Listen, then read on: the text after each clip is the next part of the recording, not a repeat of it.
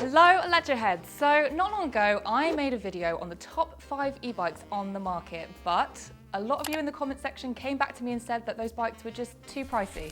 And I hear you, perhaps I have lived in London for too long.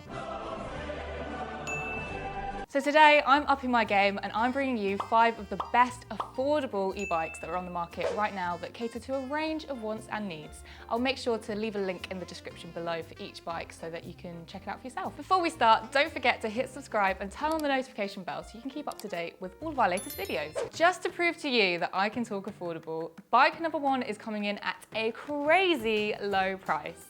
Was $599, now $479. The Assist hybrid electric bike from Halfords is about as low as it gets. The general consensus with this one is that it's basic. It's the literal minimum, but I don't think that comes as a surprise really, does it? So let's talk spec. Now looking at reviews online, the Assist itself is pushed as being a great entry-level electric bike for those leisurely rides or small commutes. It even has a walking mode to help you push your bike along if you've loaded it full of shopping.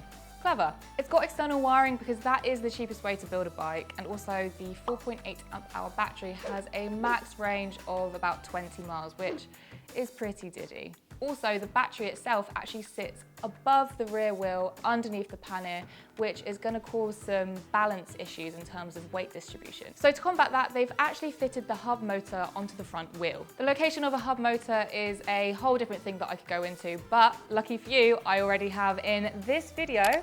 So just click the link above to check it out. By the way, whilst you're watching, I just wanted to say a really quick thank you to all our patrons watching, because without you guys, we couldn't make videos like this. Your support has been fantastic.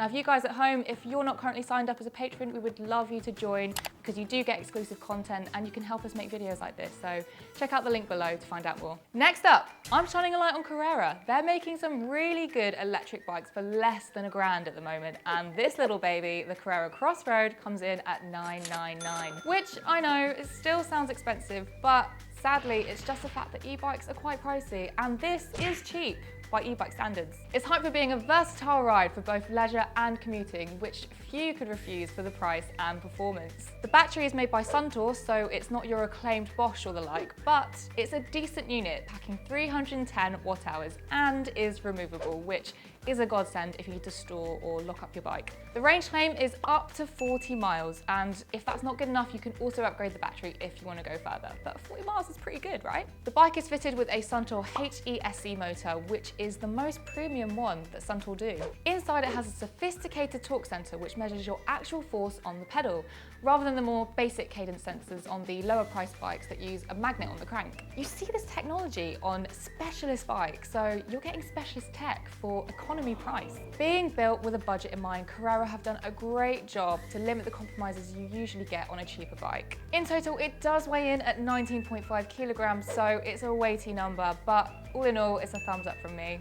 Nice job, Carrera. Next up, I have for you the Rad Powers Rad Runner, and it is the ultimate affordable utility bike with a price tag of €1,199. It has won a bunch of awards and has been solely designed with customization in mind, with a total of 330 accessory combinations to really make it yours. Yes, inevitably you do end up spending more if you want additions, but the hundreds of build your own options available really does set this bike apart from all the rest of the other budget options. Got a mate? Well, chuck on an extra seat on the back. Carry a load of shopping? Well, there's going to be a pannier and extra fitted storage just for that reason. Without the accessories, it kind of looks like a stripped back version of the Super 73, but way less about cruising around town looking like a top 100 influencer and a bit more about utility. It's got a top speed of 15.5 miles per hour. It's got a 250 watt geared hub motor in the back, which is great for a natural feel drive, and has a very impressive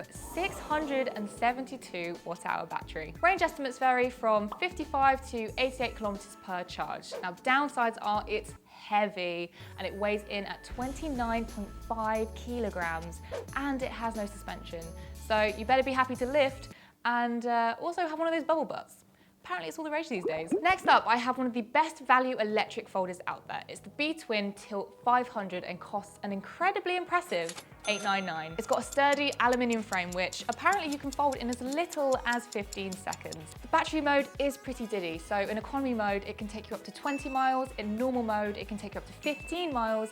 And in sport mode, it can take you up to 12 miles. But I guess the whole point here is that it's been designed in mind for somebody who is going to be mixing up their commute and needing to fold their bike up to get on trains and buses. So that's probably just about all you need. It's got 6 speeds with Shimano grip shifters. It has tough tyres with puncture protection, mud guards and lights that come as standard, all the good stuff. Again, like most of these cheap bikes, we are seeing a compromise with the weight at 18.6 kilograms. But seeing as gyms are closed right now, this is probably a great way to replace your lifting sesh. And to finish things off, I have for you an electric mountain bike. This one comes in at an astonishing price. Usually they cost thousands of pounds, but I managed to bag one for under £1,000. This is the EST 100 electric mountain bike, and it comes in at £999.99.